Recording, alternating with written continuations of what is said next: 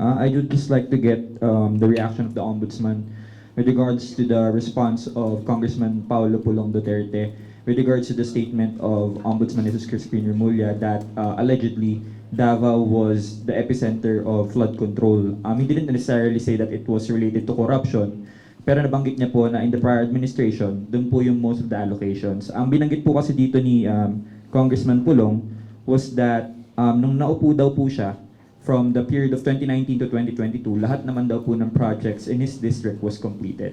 May we just know po, saan po ba nanggaling yung statement ni Ombudsman Jesus Crispin Remulla? Kasi nabanggit niya din po na iniimbestigahan niyo nga po yung ecosystem ng corruption. And yung ecosystem ng corruption po na binabanggit niya daw ay Davao.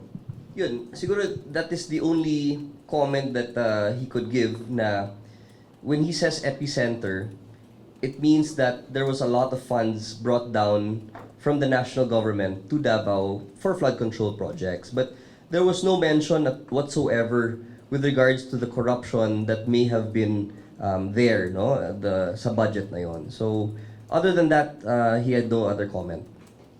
And I'm just curious lang po, based on your investigations, as you've been investigating flood control for almost a year now, kapag ang project ba ay completed, does that immediately mean that there was nothing anomalous that happened na may kickbacks or whatever?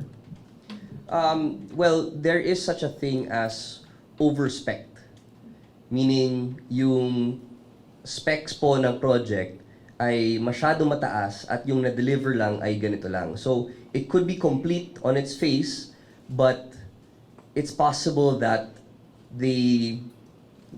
those parts of the project na hindi kita are not seen right away are actually of quality. So may mga ganun, substandard pa din po ang tawag doon.